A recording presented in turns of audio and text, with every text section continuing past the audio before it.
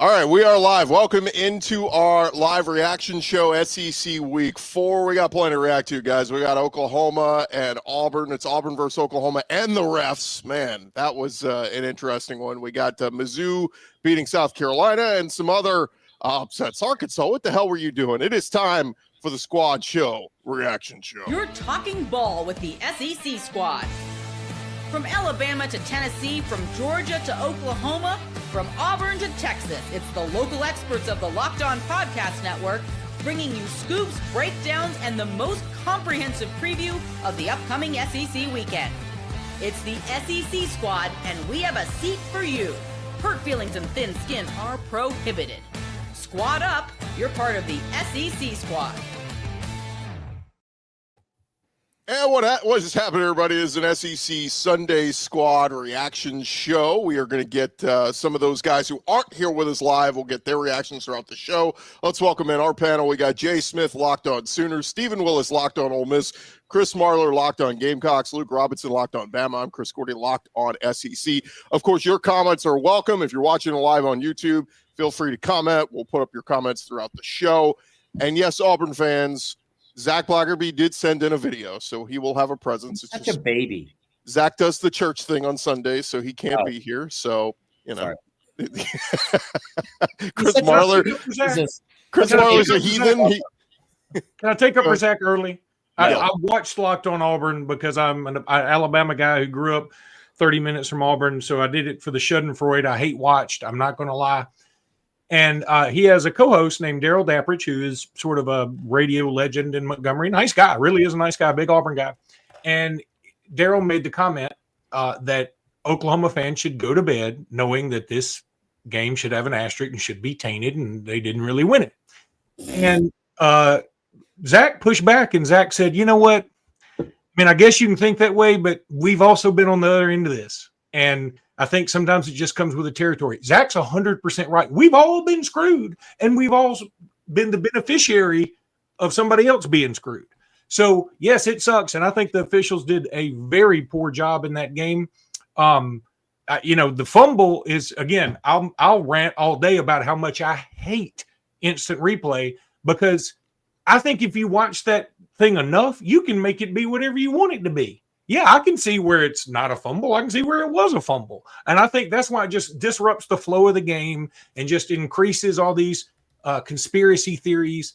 The other thing about Oklahoma with the cheating play, quote unquote, look, yeah, I think it kind of sucks that they practice it all week if there was a directive by the SEC to not do that. At the same time, are you going to tell me that defensive back coaches don't tell defensive backs, hey, if you can, grab the receiver's hand and try not to get caught? I mean, that's sort of the same line of thinking to me. Wrong. And before Jay said, I was going to wait till after Jay says something. It's an illegal play. What I'm most confused about, if they ran the illegal play and it should have been a 15-yard penalty, there's no part of me that's saying Auburn would have won the game. Everyone calm down in Oklahoma land. You have an amazing defense. John Mateer is great. You're undefeated. All's right in the world. But if you objectively watch that game, there were misholding calls on Auburn for sure. The Cam Coleman just getting held like a newborn baby for most of the game was unbelievable. I don't know what you're doing, Jay. But also, okay, so here's the deal, Jay. Now, you know what? Here's the deal, Jay. You guys ran an illegal play. You should have never scored in the first place. It should have been a 15-yard penalty. I don't know if you make a 56-yard field goal. And then after all of that, are we doing this, or are you going to let me actually finish what I'm saying without acting like a child? Did a word come out of my mouth just now? It did not. Please continue and stop whining. But they ran an illegal play. They said in the booth, the head of officials said, hey, it's an illegal play. Should have been a 15-yard penalty. Should have been a 15-yard penalty. Why in this day and age of football are we sitting here saying, you know what? We're going to allow that to happen. It's okay. We're just going to keep playing the game, whatever. Like, I'm not saying it would have meant that Auburn wins, but they got objectively screwed here. And it makes no sense that they said the head of officials sat there with the rule book and it's like, nope, you can't do that. Can't do that. Why does he have a job? Why does he have a voice during the games if it's not an illegal play? Now, go ahead. No, are you finished? I mean, I'm finished. And you want to sit there and whine and cry like you just did.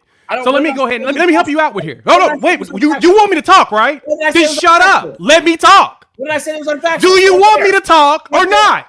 Shut up if you want me to talk. Good Thank Lord. you.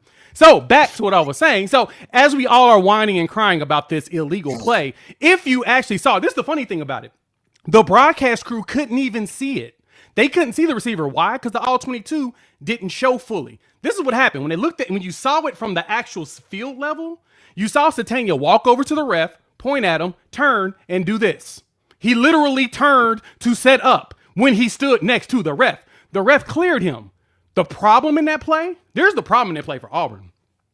Why aren't you counting heads?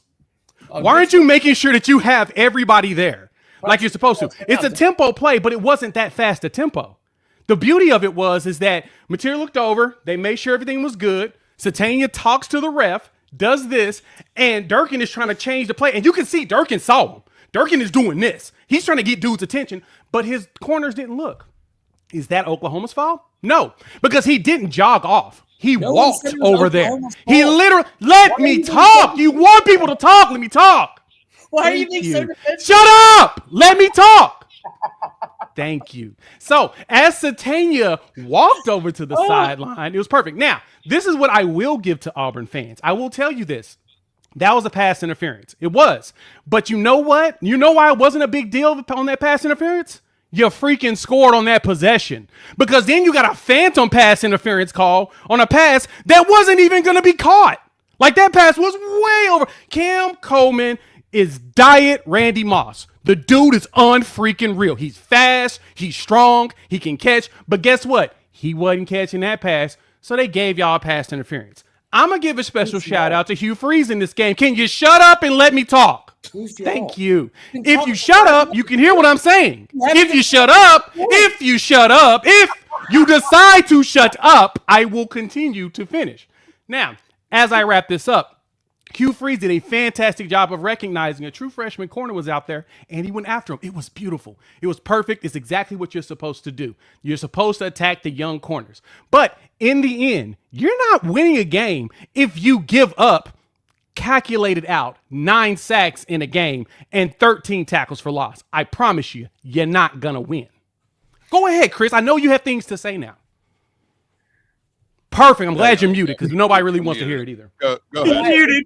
Said was in the first place, I don't think it means they win the game. They had 10 sacks. Their defense is incredible. But here's, I started the whole thing with all the compliments because I know just how sensitive and defensive SEC fans can be. Not just Oklahoma fans, everyone. So I get it. The point was, if you are sitting here and you're saying, hey, this is an illegal play, the person in the booth says it's an illegal play. He's the head of officials. Let's go through the rule book. Yep, illegal play. How is it illegal? To a touchdown. How is it illegal? How is it illegal? Can someone bring up the rule? It is illegal. It's illegal, Jay. It's illegal to walk to the sideline and point to the ref and get in position. I didn't write the rule. The guy. I just asked the question. I asked a simple question. Is it illegal to walk over to the ref, point to them, and get set up before a play? So I don't think that's the way the rule's written. If somebody. Oh, okay. The head, Jay. Officials. Let's said it. Okay. This incident about object. Here you go. Read it. Can somebody give me my readers? I can't read that. Simulated replacements or substitutions none of those will be used to confuse opponents. Did he jog over to the sideline or did he walk over to his position? I'm asking the question. I am just asking the blatant question. I am asking the blatant question. Jay, don't make me defend Auburn for the love of all things holy. You can defend. Hey, y'all can defend it all you want. It's understood because Luke, you said it perfectly. Everybody gets screwed a lot. We were screwed in this game a lot too. But my point is, what I said. My point is, I heard you, Chris. Baby, I heard you. I heard you. The entire game. He look as everybody's getting set up. Our players are down the field. He's walking over to the side because this is his side of the field. This is his side of the field. Then he points to the ref, and when you continue the frame, he stops. Looks at the ref, makes sure he's clear on the line, and he gets there. If he wasn't on the line, if he had his back turned to the end zone, I would 100% agree that is deceptive. He walked over there to that spot. I get that everybody's optics in mind is, oh my God, they cheated. There's no way that he should be allowed to do that. Receivers do it all the time. The difference is Auburn didn't pay attention. Jay, I want you to watch another football game where a receiver walks over to the side. Jay, hang on, Jay. First thing, if, as a friend of mine always said, if you ain't cheating, you're cheating yourself. So I'm not mad at you. And I'm not mad at Oklahoma for doing it. I think if the SEC sent this directive like, hey, y'all don't do this, and then they still did it, it is on the SEC and the officials to catch them. So I'm not necessarily mad at Oklahoma, just like I said about defensive backs coaching. Hey, grab their hand, do it in a way that the official can't see you. We all played sports. We all know we did that in basketball. I can promise you, I was tugging on jerseys if somebody beat me. And if I got caught, I got caught. If I didn't, it helped me. So understand. And the other thing, the bigger point to me is you said something that was very obvious. Cam Coleman's really, really good. He's an All-American type receiver. Auburn doesn't get those very often. So why, for the name of all things holy, does he have 3 catches all in the first half? I know, he got pass interfered a couple times in the second half. Why aren't you throwing to him all the time? Forget trying to do anything else, because Oklahoma very stupidly kept putting a true freshman on him who had no chance. So Cam Coleman should have abused that guy for 250 yards, but for some reason, the Auburn coaching staff didn't go that route. That is what, if I were an Auburn fan, I'd be madder about that, because that's the bigger problem going forward. I think I'm going to say this as calmly as possible. The issue with this is not that Oklahoma won the game. No one cares that Oklahoma won. I get being sensitive because that's what fans do. I love that South Carolina is somehow being brought into this like that has anything to do with it. They have a bevy of their own issues, guys.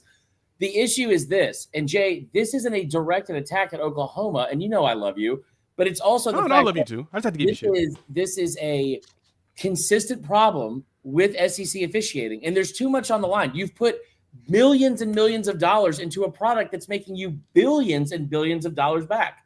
So if you are having that kind of like financial gain from it, and there's such a huge impact on it, coaches' jobs, like teams making it to the playoff. We saw last year, because of SEC officiating, you could make the argument that an SEC team was kept out or a fourth team was kept out of the SEC or of the college football playoff. I'm not saying that would happen this year with Auburn, but like this is clearly an issue that is impacting a game directly. I thought the fumble return call, I thought that was correct, to be honest. The catch, I thought that was correct. Like there were plenty of different spots where they made the wrong call or right call and they were fine. But this one impacted the game in a very big way. And I think SEC fans are tired of seeing it. Like you should not have whole games and then futures of the entire season be dictated on a referee that's making $2,500 a game, because that's what they're making per game, when you are putting $1 billion like what do you call it? I lost my train of thought. $1 billion product out on the field. You know what I mean? Like that. It's not just what happened in Auburn, Oklahoma. It's what happened last year in LSU, South Carolina. It's what happened a couple years ago in Alabama, Tennessee. It happens over and over and over again. And SEC fans are tired of it. No, I get it. I 100% agree with that, because that is one of the biggest issue. Even Oklahoma fans will tell you we had that problem at the Big 12. It's not really just the SEC officiating problem. It's not a Big 12 officiating problem. It's not a Big 10 officiating problem. It's a officiating problem. And the bigger issue with it is that as humans going to make mistakes. And we don't want to accept that as humans, but that humans make mistakes. We don't. None of us, even myself.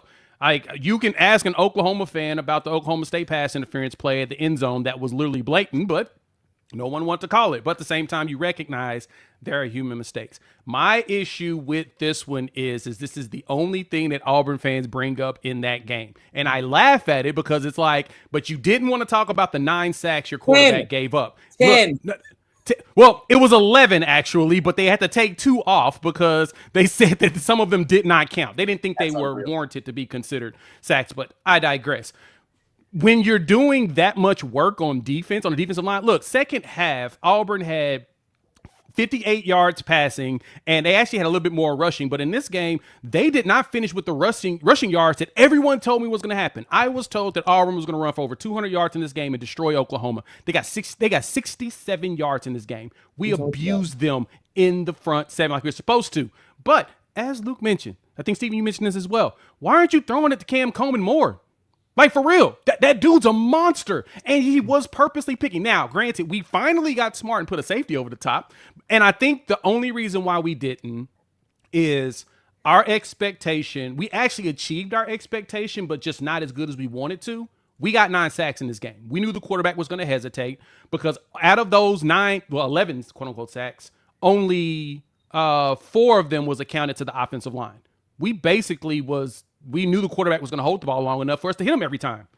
Yeah. That's the thing that sucked. We kind of hoped to play that. It didn't work all the way. Dude, RMG coming out in the second half. My bad, Steven. Go ahead. I've talked to you. Yeah. When you look at this, Oklahoma absolutely got away with this. And now it's not that they did anything. The officials screwed up. Oklahoma got away with it. But if we're going to be real about it, it's hard to feel sorry for Auburn after the kick 6 and the prayer and Jordan Hare and all of that stuff, because you had some karma go your way as well. So this just happens in a football game. Oklahoma got one over. This was the Lane Kiffin rule. I think it was 2022. They did this to Texas A&M. That's the reason this got put in. But Oklahoma figured out a way to simulate that to where Auburn quit paying attention, lined the guy up, and he was wide open on the sideline. And it's against the rule. It is against the rule. And it is absolutely at a cost in a game like this. But like I said, it's hard for Ole Miss fans to feel sorry for Auburn because they didn't get a call. Let me just add real quick, Marler. I mean, this was, and I'll just give my kind of unbiased, because I was just wanting an entertaining game. I didn't have a dog in the fight. This was at the start of the second quarter. I mean, if this was like 2 minutes to go in the fourth quarter, I'd have way more of a problem with it. Again, did they get it wrong? Yes, they've come out and announced it. But who's to say they call a penalty there and Auburn still chucks it, or Oklahoma still chucks it and it's a deep touchdown? I mean, again, like anything can happen. My biggest thing coming out of this game was, I talked to Sam Acho last week. I talked to Tim Tebow. I talked to Lions National people. You know what I've heard for the last 3 weeks, guys? John Mateer is the next coming. He is the Heisman Trophy frontrunner. All this. I was a little disappointed in his play. He played fine, but I thought this was a game he was going to elevate. He was going to show up and show out, not need a trick play to throw a touchdown. Like, I thought he was going to ball out. So that, just again, my unbiased perspective, I was taken aback a little bit by that.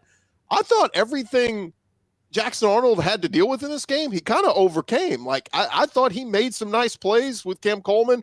Again, the sacks, it wasn't all on the O-line. They kept showing it. 4 seconds, he's sitting back there holding, and he was hesitant. And I get it. Maybe Hugh Freeze said, look, if it's not there, take the sack. The worst thing you could do is force him to throw an interception. Maybe that's what they preached to him throughout the week. But I come out of this game kind of saying, you know what? I feel pretty good about Auburn moving forward. I think they're going to be much better at home against tough opponents in their environment. And I think Oklahoma, while undefeated 4-0, look good. I think they have some improvements they still need to make on the offense to be consistent and be this power in the SEC this year that I think we were talking about them as the last 3 weeks. Go ahead, Luke. Let me say that, first of all, I think that Jackson Arnold did not, under any circumstance, want to have a turnover in that game. And I think that may have led to his holding on the ball too long. And, you're right. He played well and not well in a weird kind of way, because the plays where he held the ball too long were super costly. And the other thing, after all said and done, after the pass interference or non-pass interference or non-fumble or trick play or whatever, Auburn had the ball with like 4.5 minutes left on their own 20. I mean, not on their own 25, I guess, starting on their own 15 or something, because Auburn kept stupidly running the kickoff back, and they get penalized every time they ran the kickoff back. I would have said, don't return anymore. I don't care how good Rashawn Pleasant is. Just take the knee and let's go to the 25. Regardless, they had the ball with 4 minutes left, and they end up taking a safety because they had some legit, those penalties, whatever they had, were legitimate, and then they give up a sack in the end zone for a safety, which I can't lie, I laughed because it allowed Oklahoma to cover. Auburn had its opportunities. In the end, you're always going to get a call, and you're always not going to get a call or two, and sometimes it's going to be worse than others. But all Auburn could ask for was, hey, we're in this game down 5, and we got Cam Coleman and you don't. We got a shot to win this, and they allowed Oklahoma to make it a 7-point game versus trying to take the lead. This is the last thing I'm going to say about, because this was a great game. Like, this was a great game. I said this. This is an SEC classic. It was back and forth. It was low scoring, defensive battle. There was like big hitting, and the refs were involved. And it just feels like that is like the blueprint for the SEC now. This is not taking anything away from Oklahoma. They went out and sacked him 10 times without their best edge rusher in the game for half the game. Like, Oklahoma played really well. I don't know why objectively saying the refs did one thing would warrant some of the reactions that are happening in the chat here. But here's the other thing too about that call. You said like that's coaching. They should have caught it. They should have like realize what happened. What's his name? DJ Durkin did. Hugh Freeze came sprinting down, screaming for a timeout, and they missed that too. The failure is not in like the coaching there, which is there were plenty of those for Auburn on Saturday. Plenty. When they got the first down on that final drive and decided to run Jackson Arnold on 2nd and 9, I was like, who's calling plays right now for Auburn? But not being able to get the timeout called, still having the play like run, and it resulting in a touchdown feels like you have had a failure at the overseers of the sport from the conference. That's the issue. It's not that it would have changed the game. It's that like it continues to happen. And I don't know how we're in 2025 with a bazillion cameras and replay and we're still messing this up. That's all. Yeah. To even add to that, last thing on the refs, since, the refs definitely gave the game to Oklahoma, I guess. But those phantom offensive pass interference plays they called against us, pretty ridiculous. Dude runs an out route and their corner runs into him and we're called for it. Just always keep that in mind. Everybody gets a call in every game. All those calling for my firing, don't worry, I'm gonna be here as long as possible. We're not firing Jay. That's sorry, guys. Look, money. It was an emotional game. Again, I think if you're Oklahoma, look, my overwhelming. We're gonna get into the Mizzou South Carolina game in just a minute, but like my overwhelming takeaway is it's hard to play on the road in the SEC. That's what makes these great home environments so good. I thought the Oklahoma fans absolutely brought it. They were awesome from the get-go yesterday. Yeah. Give some props to them. Maybe the bleep you Jackson Arnold chance notwithstanding, but look, I just this is why when you're a fan of an SEC team and that schedule comes out, you look immediately your 4 road games. You go, where are we playing? Where's the potential losses? And I think most Auburn fans looked at that and went, God, going into Norman with Jackson Arnold now on our side, that's going to be a tough one. And again, they battled. They were in this game, and again, I thought Oklahoma was getting away with some handsy plays. In fact, when they called the defensive pass interference, I thought that was the weakest one that they could have called. I thought the 2 plays prior could have been defensive pass interference. So it is what it is. But look, Auburn's not dead. I think they're still going to have a say in this thing, before it's all said and done. And like I said, I think Oklahoma kind of showed, okay, look, we were riding high after that big win over Michigan, all this. Oklahoma's got some warts that they need to clean up.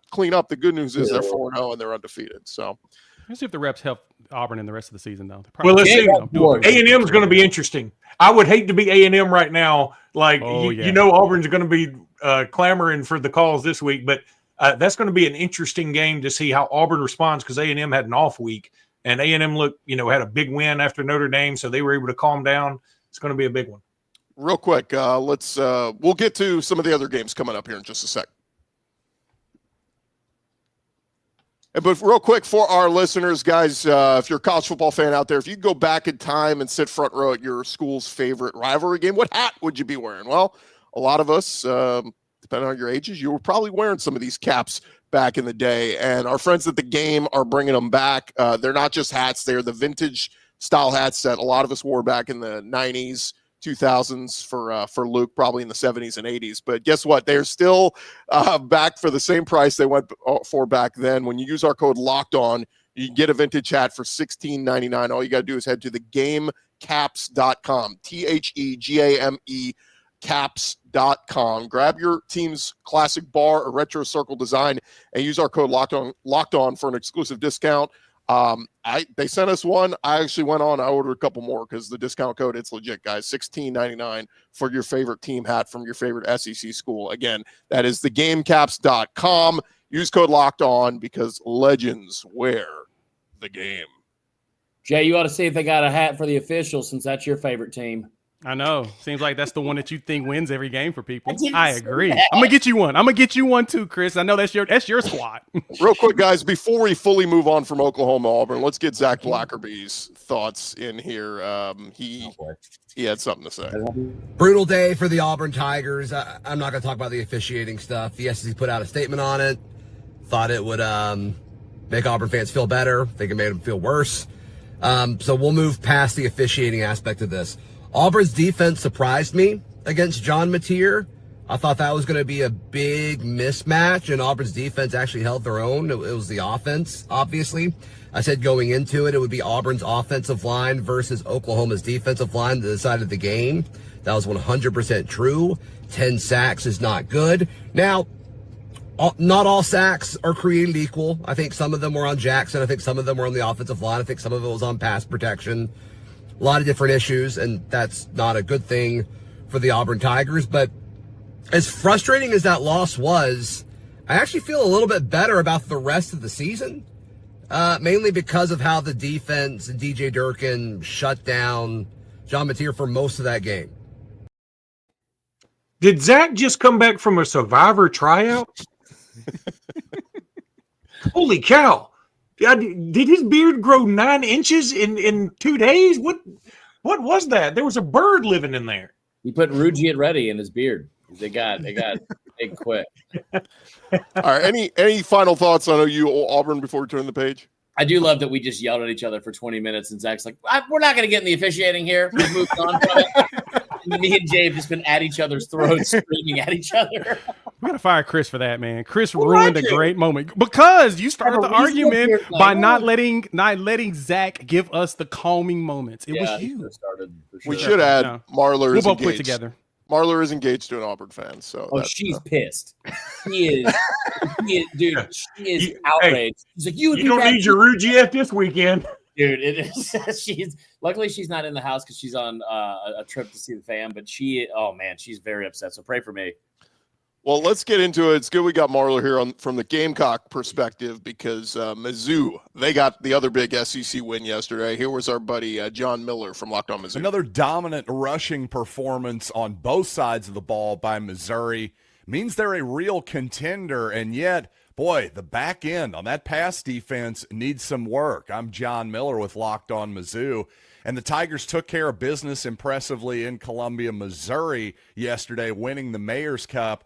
But Missouri really needs to clean up miscommunications in the back end of its defense. Just general poor play in the secondary. Lenore Sellers throws for more than 300 yards for a second consecutive season against Mizzou. Hey, some people think he's the number one pick for a reason. Give him a lot of credit. He threw some dimes yesterday. But Missouri has to be better against a schedule, the back end here, that is looking a lot more difficult than a lot of talking heads thought in the offseason. Guys, before we, Marler, before you jump in and everybody reacts, I will say I was very impressed with South Carolina's effort here because all I was hearing all week was Lenore Sellers is going to play, but he's not 100%. And people kept telling me, I think Mizzou's going to blow them out. Like that's, and again, they won by 9, but South Carolina had the lead going into the fourth quarter, I believe, right? So they hung tough in this one. I thought, if you just look at the box score, you're going to go, wow, Sellers had a nice night. No run game is what really hurt them. They could not run the football to save their lives. But look, Mizzou, Ahmad Hardy has been awesome. We knew he was going to be awesome coming into the season. But what'd you guys think of this one as Mizzou improves to 4-0? They still don't play an away game for like another month or something. Yes, absolutely nuts. I still have Missouri as my most underrated team in the Southeastern Conference. They have a chance to be really, really good, but it is more difficult towards the end of the season as this season starts to play out. I knew that South Carolina was going to come with a little bit of vinegar in their blood because basically they were ticked off and got blown off the field at home against Vanderbilt. You were going to show up in this game. Lenore Sellers was going to show up in this game. They were going to throw deep balls to Nick Harbor.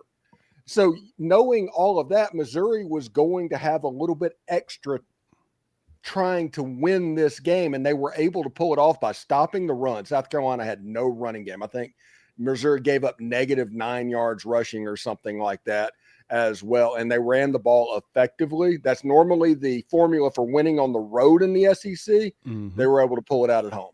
Yeah, I agree with that. That to me, Eli and that squad, drinking them, they put a nice masterclass of balanced offense. They ran the ball for 287 yards in this game. And what's crazy to me is the spread, even when Lenore Sellers was announced to be coming back, was still like -10.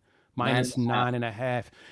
And I feel bad for those that took that -9.5 because the score ended up being a 9-point win.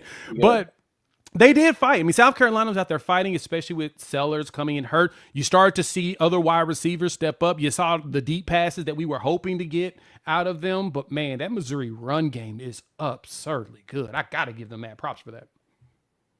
I must have watched a different game. Luke, go ahead. I'll save mine for last because mine's going to be ranty.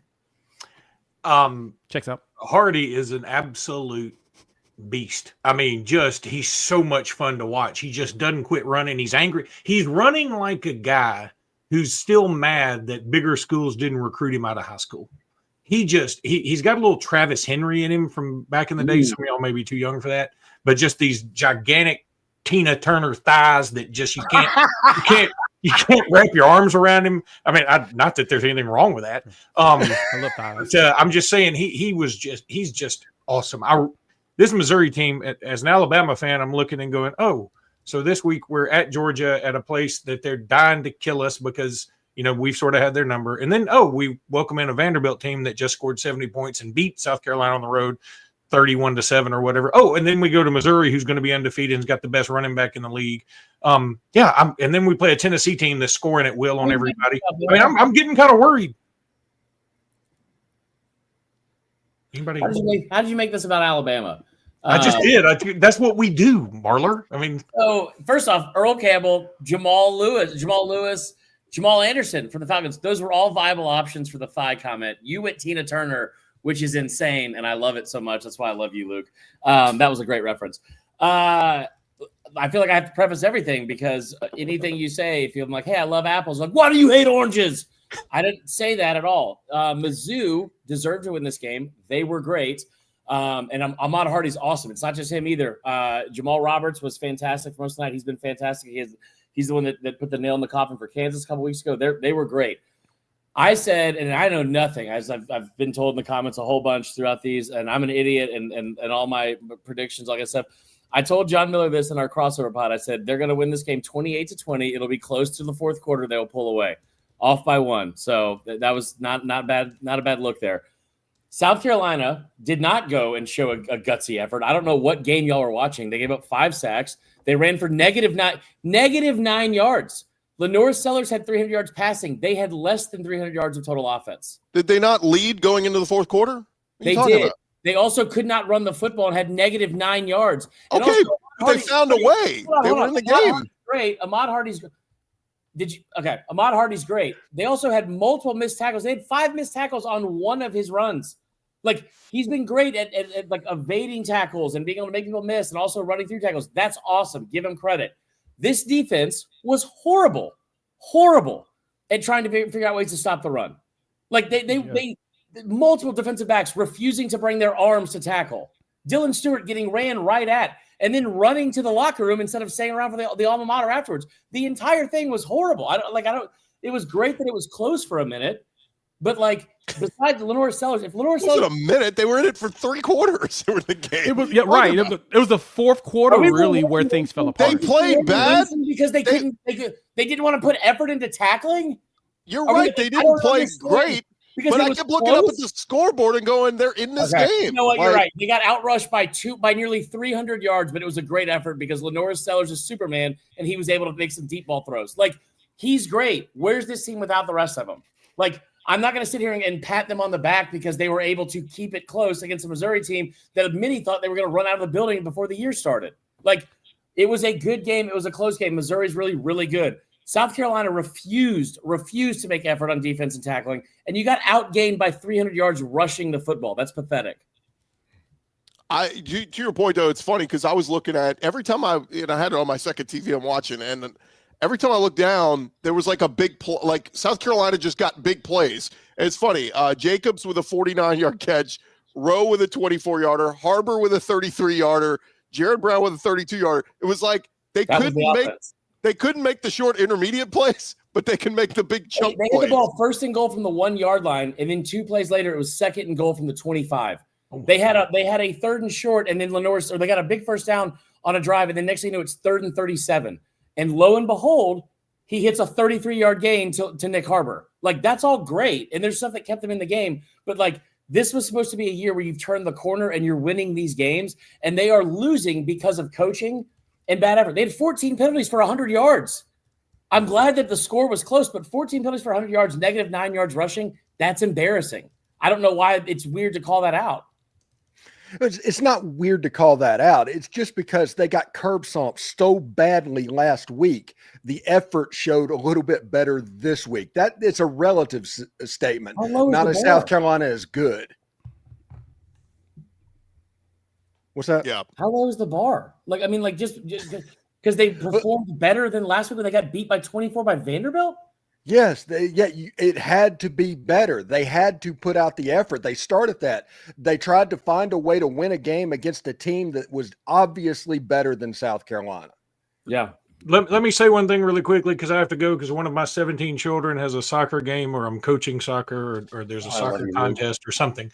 But because I know you're going to this next, I have a theory on a couple of SEC coaches. I believe that Billy Napier and Sam Pittman stumbled upon the Greg Brady totem that he found in the cave in Hawaii that gave him bad luck on their trip, for those who know Brady Bunch. And I feel like those two guys they're just absolutely cursed. I've never seen anything as bad as Sam Pittman 2 weeks in a row, driving for the win. And your guy, just because of extra effort, fumbles the ball both times. The universe just doesn't like Sam Pittman the way I do. I like Sam Pittman. He's a good dude, and he's just not destined to be a football coach. Luke, they were 17 of 17 in the red zone before that with 17 touchdowns. Think about that. That's amazing. That's by the way, Brady Bunch, very modern reference. Everyone gets that. 60 years ago. Peanuts 100,000. There's like two people who get it. It's really funny, and none of y'all understood it. So that's okay. All right, I've got to go. Happy SEC Day, everybody. Thanks, Luke. Yeah. Tune in next week when Luke talks about Gilligan's Island.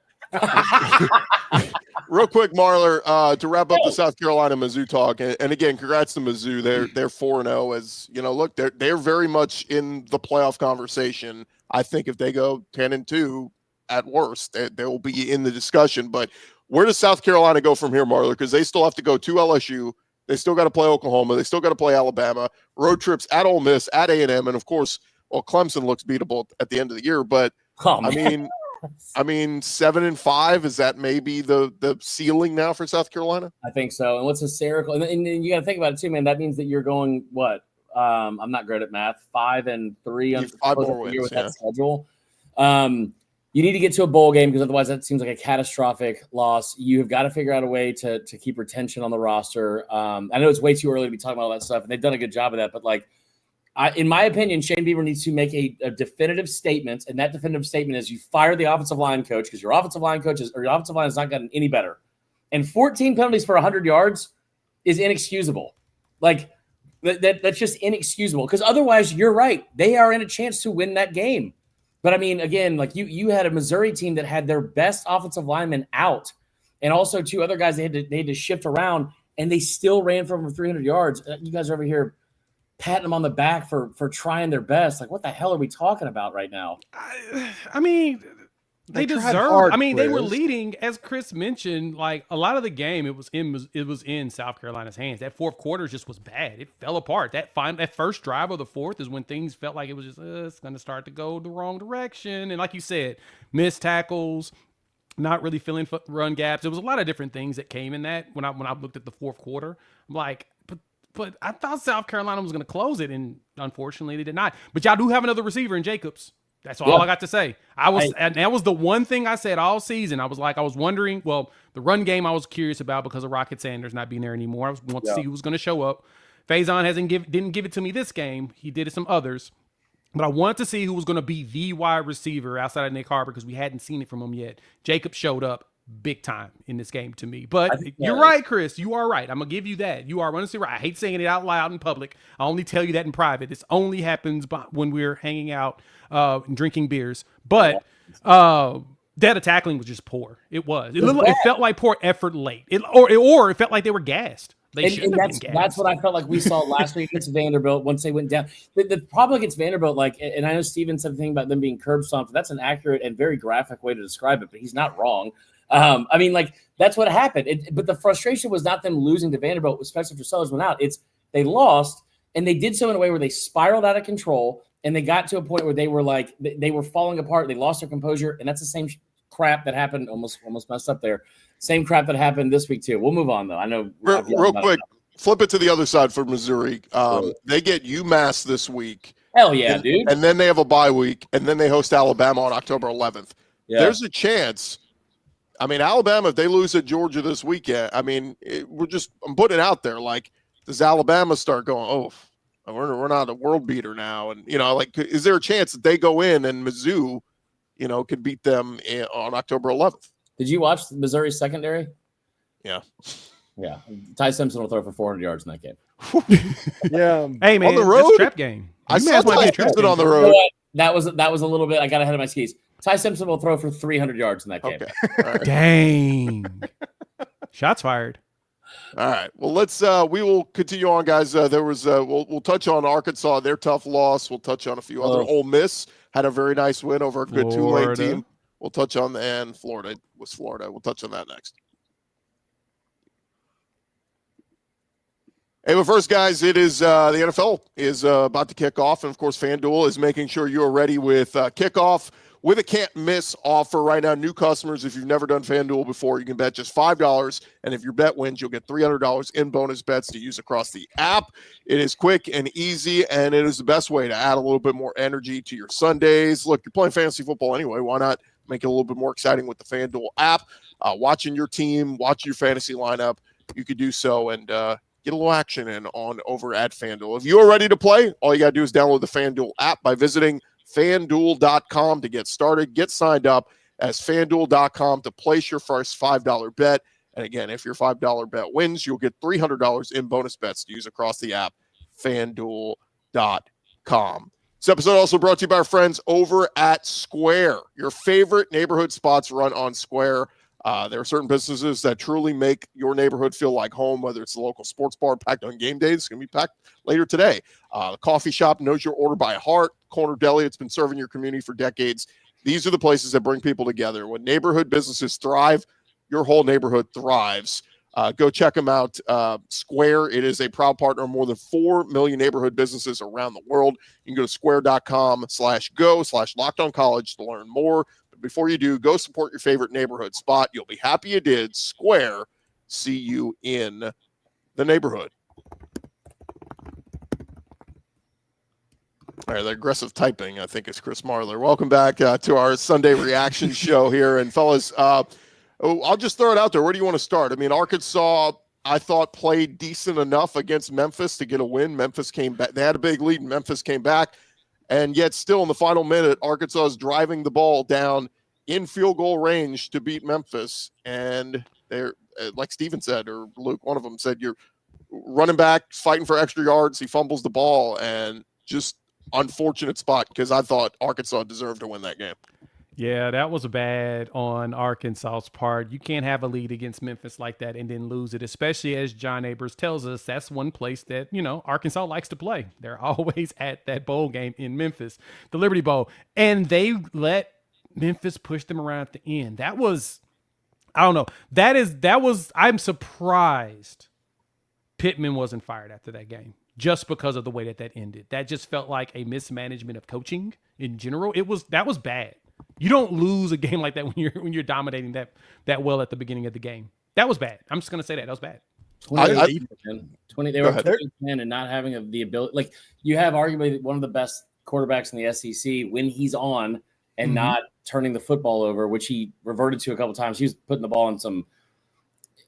They were praising how he's putting the ball in some tight windows. I don't know if any Arkansas fan felt like, oh yes, he has the arm talent to do that, so we're comfortable with him doing that. Like, it was very. There was some decision making there. I almost thought they should have just taken a knee at the end, but hindsight is obviously 2020, and like, you probably also want to run some more clock and not give up yards the way they were running the football. They just find new ways to lose, and it's so frustrating. I said this to Luke, and like, I'll say it again. Arkansas was 17 of 17 in trips to the red zone to start the year with 17 touchdowns. I believe that's the only team in the country that had that level of success, and they fumble on the 7-yard line to lose to Memphis. It's just a brutal, brutal loss. Yeah, well, the reason Sam Pittman's going to end up losing his job after this season is the defense. I saw some of the worst tackling of my entire life, and said there were people jogging, chasing the ball on the long touchdown run that put Memphis in the lead in that game, and it was just upsetting. It looked like a team that had quit on this staff. It got hard for a second. They took a step back, and the effort just wasn't there. The touchdown that they scored that kind of got Memphis started going was just a chest bump, essentially, and the quarterback just ran through two players into the end zone, and it should have been tackled. And the last 3rd and 8, to where a simple zone read when Memphis was just capitulating and was going to punt the ball, you allow him to basically bear hug him, and he let him drag a 390-pound defensive lineman for 8 yards. Come on, fall down, get his legs, get him to the ground. Show some heart, guys. Look, that on that one, the fact that Pittman is a trench guy and they somehow got drugged by a quarterback was an additional 5 yards to get that first down. Oh God, that to me was disgusting. The interesting part about this, guys, is Arkansas. They're now 2-2. Unfortunately, we don't have John Neighbors on here to tell us how glum Fayetteville is today with Sam Pittman. But you look at the remaining schedule; they play Mizzou at the end. They got road trips at LSU, at Texas, get a road trip at Tennessee, home games against A&M, Auburn, and Mississippi State. How do we feel about this weekend? Them hosting Notre Dame. I know Notre Dame hasn't started off great. Forgot about that. Can we jump on Ole Miss and talk about Trinidad, how amazing he is, and hopefully his brother Tobago shows up to Ole Miss first before we roast? We'll get to them real quick, but does Arkansas? Are you riding with them against Notre Dame? You think Notre Dame comes into Fayetteville and wins? Oh, Arkansas! Oh, Notre Dame's coming in there and winning that game. Yeah, my hatred for Notre Dame will not allow me to give up. I want Notre Dame to lose so bad. I want Arkansas to show us and prove to us that they can bounce back, but they're gonna lose that game. And if you're an Arkansas fan, you want to fire Pittman, like right now you want to fire Pittman, but wouldn't this like put a full wrench in that if he beats Notre Dame next week? Like I say this all the time. I said this with Napier a couple years ago, and it stands true of any of my degenerate gamblers out there. I always say this with poker: you don't want good cards, you want easy decisions, right? Like you don't want good cards, you want easy decisions. Arkansas beating Notre Dame is like the most Arkansas thing that can happen. Like at some point you would almost rather them go 4-8 than them go 7-5 again and have a win like this under their belt, because it's great in the moment, but like big picture wise, is it something that's going to turn the program into the direction they want it to go? Like, I don't know. Like, I hope Pittman's there forever because I love Pittman and I would hate to see him go. I also I don't know what my locked on check is going to be this month. I would donate all of it to Sam Pittman being the offensive line coach at South Carolina. I will tell you that right now. I will start a GoFundMe to get that going immediately. He's a position coach that everybody will fight for, 100%. 100%. Well, but Arkansas fans will tell you that O-line hadn't been that's his calling card at Arkansas. It hadn't been great since he's been there. That's a fair point. I think the struggle here is that Taylor Green is susceptible to throwing interceptions and turnovers, and I think Notre Dame's secondary is good enough to take advantage of that if they can catch the ball. Although, didn't they just give up 30 points to Purdue? They did. Yes. So, I mean, this could be an absolute shootout in Fayetteville. Oh, guaranteed. Take the over. FanDuel, shout out. Steven, speaking of shootout, Trinidad Chambliss putting on a show. I know you were all aboard the Austin Simmons hype train this offseason, but Trinidad Chambliss looking the part. I thought this was a tremendous performance against a good Tulane team that's probably going to go on to win the American or down the road. But what did you make of Ole Miss's performance? The first thing I made is that Trinidad's the truth, but I'll come back to that. Second of all, Pete Golding got the defense a little bit fixed, worried about Jake Retzlaff, and gave up 3 points, and Jake Retzlaff had to be pulled out of the game for ineffective play and a garbage touchdown at the end. Ole Miss is going to be a problem for teams in the SEC, and it's just at the right time with the biggest home game of the season against LSU coming up this Saturday. The other thing is Ole Miss has officially a quarterback controversy, a real thing. The fans are exponentially every second getting more and more behind Trinidad, and they should. He had the 4th greatest game quarterbacked by an Ole Miss quarterback against the Tulane Green Wave on Saturday, with over 100 yards rushing and throwing for a little bit over 300 as well. Trinidad Chambliss, he does the right thing, and it shows that in Lane Kiffin's system, if you just let the skill players that he has accumulated perform, they're a better football team. And Trinidad Chambliss has the athletic ability and everything there, but he spreads it out. You look at the number of players that caught balls in each of the last 2 games, it was like 8 or 9. And also, this is an underrated fact for Lane Kiffin this season. He's gone for it on 4th down twice in 4 games. He has kicked 11 field goals. Lane Kiffin's evolution that he figured out against Georgia last year, he has brought it forward to this season. And this team feels like it is coming together at just the right time. Take the points. I feel like their defense was much better this week than they had been in the previous weeks. So that maybe bodes well. But and I'll just combine this because I watched a good bit of LSU last night. I get it was Southeastern, but so LSU finally had the offensive showing they've been looking for all year. They, all the teams were playing the cupcakes week 1. LSU played Clemson, which may turn out to be a cupcake, but they finally got their offense righted as they go into Ole Miss. And so now it's about, is Garrett Nussmeier, do they execute? The LSU defense still looks, they've been lights out through the first few weeks. That's going to be the real test. Is we saw LSU's defense struggle with quarterbacks who can run last year. If Trinidad Chambliss gets out in space, how quickly do those linebackers, Harold Perkins and everybody else, collide on him?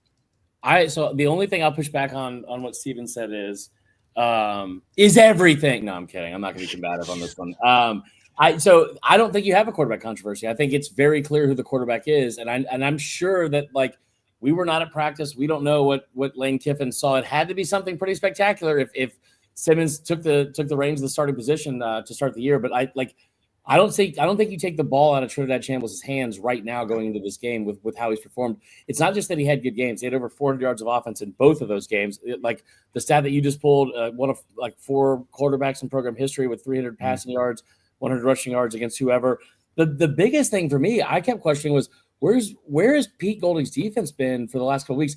Guys, this is a Tulane team that has already beaten 2 Power 4 teams. They might not have been great teams, but they went on the road and they beat Duke. They also had, what was the other one, Steven? They beat in Northwestern, which is a Big Ten school that's totally good. Right. Yeah, all Big Ten schools are good. But beat them like a drum. And Retzlaff has been one of the best quarterbacks in the country for the past 2 years, and they made him look completely inept. I thought that was a great performance from Ole Miss and made me feel a lot better about them going into the rest of the season. We thought going into the season that DJ Lagway or Cade Klubnik was going to be the best quarterback LSU's defense would face in the month of September. That was clearly wrong. I will also say, on the other hand of that, this is the best defense. This isn't Tulane or this isn't Arkansas that he's going to face on Saturday. It should be an awesome game. Yeah. Somebody told me on Austin Simmons that his injury, they won't come out and say it, but it's a several-week injury. So, but I would expect Kiffin to come out this week and go, you know what, we'll have to see on Austin, but he may play coy, make LSU have to prepare for both guys. Yeah, he's absolutely going to do that. Lane Kiffin loves doing that. And if you look at FanDuel right now, this week it opened up Ole Miss -1.5 against LSU in that game. Wow. LSU's top 5? Yeah. This game, I know about Alabama and Georgia. That's a big game. I know about Penn State and Oregon. This is the game of the week. There you go, Marler. You're still drunk, Aaron says. All of that Celsius, 5-hour energies. All that real quick, just to cover everything, Mississippi State, and I put this on our topic, but who's the biggest 4-0 surprise to you guys as we sit here in the SEC? We got Ole Miss at 4-0. We got LSU 4-0. Oklahoma's 4-0. Mizzou, Vanderbilt, and Mississippi State. Mississippi State, period. Hands down. It's I thought that they would give a good battle against Arizona State, mainly because Arizona State brought back so many players from a team that made it into the playoffs. I was like, all right, yeah, this is going to be a good test. No, they owned them. And I'm like, wow, that impressed me. Lebby is starting to build some stuff. And, yeah, I'm very surprised that they're the ones that are 4-0. Yeah, there's a real chance for a Mississippi Mayhem type weekend this weekend. There's a real chance that happens. I love that answer, and I love the fact they've already doubled up last year's win total and beat their preseason win total prop. But the answer is Vanderbilt, because Vanderbilt still had to go play Virginia Tech, who I understand sucks. But yeah, they had a revenge game against Georgia State, right? They hung 70 on them. 70. That's the most points they've scored. If that seems like a lot of points to you, it is, because Vanderbilt hasn't done that since 1918, right? And they play slow. They want to play slow. Is the last time that they were able to do that. And I'm just kidding, Luke. Sorry you're catching strays on here. No, they were able to go out there and put up 70 points. They dog walked South Carolina. They dog walked Virginia Tech. Like, I think it's the way they did it. And the other part too is I believe that their season win total was at 4.5, so they're already almost there. And I don't expect them to go 4-8, but I do love the fact that Mississippi State has gotten off to this great start. It's been awesome to watch. They could make some moves. I mean, the Shapen has been kind of underwhelming the past 2 weeks, but maybe they beat Texas. Who knows? No, Mississippi State put up like 25 points against Tennessee last year in Neyland. Jeff Levy on that defense has a little bit unlocked. It's going to have to be a shootout. It will have to look like the Ole Miss Arkansas game did. But if that happens, Mississippi State, as you know, in the early parts of the Lane Kiffin era, we can attest to, shootouts can happen with Jeff Levy. Mm-hmm. If that happens in that game, it could get weird in a hurry. And if it just comes down to an interception or a fourth down stop or just one play, if you make that play, what happens? Marler, what's crazy is Alabama. We're going to talk later this week on the Squad Show all about Alabama at Georgia. But I'm looking at Bama has to host Vanderbilt the week after, which is probably going to be 5-0 because they're going to beat Utah State. Then it's at Mizzou, home for Tennessee. Like this, Kalen DeBoer, I think they've looked great the last 2 weeks. They had a bye week, but like this Georgia game, they need to bring their A game because if I could just envision a world, Bama's already got a loss. If they lose at Georgia, bring their A game against Georgia. I'm just saying, like in other words, losses could spiral here with the schedule coming up for Bama. No, Gordon, that's a good point. I think bringing their A game against Georgia should be the focal point for freaking practice. But you know what I'm talking about. Like they in other words, they're going to play 3 straight teams that are 5-0, basically. I said they lose to Georgia. They will lose to Georgia, for one. 2, I said this to Georgia. I said this to you guys last week, and you guys thought that I was crazy. And this one guy thinks I'm still drunk, and where's the fireball? The fireball's over there. I can't even touch it right now, okay? But the issue is this. I said this last week. If you convinced me that they were going to beat Georgia, I feel better about that for Alabama than I do about I think they run through Mizzou and Vandy because they get up for the big games. They have under Kalen DeBoer, not necessarily on the road, but they've gotten up for those big games. You saw it last year against Georgia. And then what happens afterwards, once the expectations set in, then all of a sudden it's when he's like, no, we've got to get rid of these expectations immediately. So if you told me they would beat Georgia and then lost to Vanderbilt, I don't think that's crazy. Real quick, guys, two more games. Tennessee beat the snot out of UAB. No surprise there. They look good in that. Texas beating the crap out of Sam Houston. Good that Arch finally looked good. But how do we feel about him standing over the Sam Houston defender? Isn't that like the definition of punching down? Yes. And the part is, Stephen, it's the fact that all of Texas media is celebrating it. And the Texas football, like the actual football account from Texas is like, I'm not a cat guy. All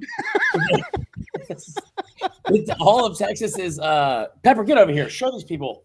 Let me get my corgi. Pepper here so I can prove to you what kind of man I am. No, the idea. Thank you, Jay.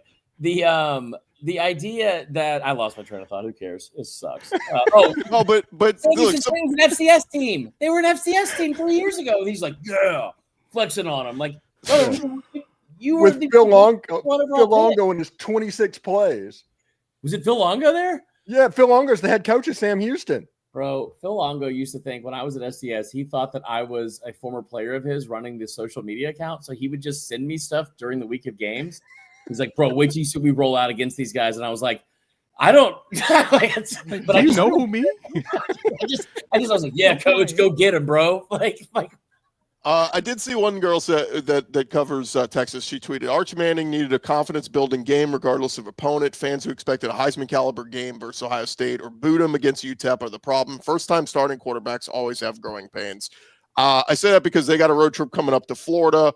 Florida, I thought their defense played as well as they could at Miami. It's just the offense stinks. In closing, guys, wrapping up, what'd you make of Florida? I was told that they were playoff bound team. Yeah. I was told that Lagway was the greatest thing walking around, and I know Marler is taking his victory laps right now. That's why he's looking like that. He's looking sweet and innocent right now for one reason and one reason only. He put out an article talking about that JJ Lagway was overrated, and he got attacked viciously by the social media mob. They tried to cancel the man like y'all trying to cancel me in the comment section, but it's okay. We found a way to make it so that we can move forward. And Marler's here now, enjoying all the fruits of his labor. The DJ Lagway looks god-awful right now in the last 2 games. And I don't know what Florida's going to do. Like, is Billy Napier going to last after the week against Texas? Like, does he survive that game? He finally gets a break and gets to play somebody that's lesser competition, and it's Texas. So that's good. And like, that sounds like a joke. But honestly, man, I feel better about them beating Texas at home than I would against those last 2 teams. Here's the scariest part about what happened last night, guys. It wasn't the 141 total yards. It wasn't the fact that they averaged less than 3 yards a pass and 3 yards of carry rushing. They were 0 of 13 on third downs. 0 of 13. At some point, just run a trick play where the receiver goes out to the sideline and no one accounts for him, and then throw him the football. I mean, am I right? Hey, that's pretty good. by the way, Chris Doering on SEC Football Final called Florida's offense low T. And that is all that I can think of this morning. Once you lose Doering, it's over. It is absolutely over. Doering is the opposite of low T, so that's hilarious. I'm going to say if they get blown out by Texas in Gainesville, there's a chance it happens there. I'm thinking maybe if they lose to Texas and then get demolished at A&M, I think it happens there. It sucks. Billy Napier's a nice guy. I've interviewed him in the past. I just think this job was just too difficult. And the schedule's been brutal since he stepped foot in Gainesville. So can't have the end is nigh. Coaches slapping people, though. It's just too much. I think you're How right. How did Jabbar Jaluk not get fired for that? I'm still. There's people defending it. It's like that. No, these players are played. Like what? You can't do that. Yeah, we pay him now. You can hit him. You can hit him. It's legal. Yeah, it's legal for me to do that because we're paying them. All right, fellas. NFL is about to get underway, so we'll hand it off to that. But appreciate you guys for joining us. And, hey, a reminder, on Thursdays, you can check out the college football preview on Fire TV. College football kickoff every Thursday with Gary Patterson, Jesse Holly, and Drake Tolley. You can check that out. And a reminder, our squad show drops on Thursdays, previewing all the games this weekend. It is going to be a fire weekend with Ole Miss, LSU, Bama, Georgia. There are going to be some massive games coming up in SEC Week 5. You won't want to miss it. For Jay Smith, Stephen Willis, Chris Marler, I'm Chris Gordy. We will talk to you guys later in the week right here on the SEC Squad Edition. Squad. Ole Miss LSU week.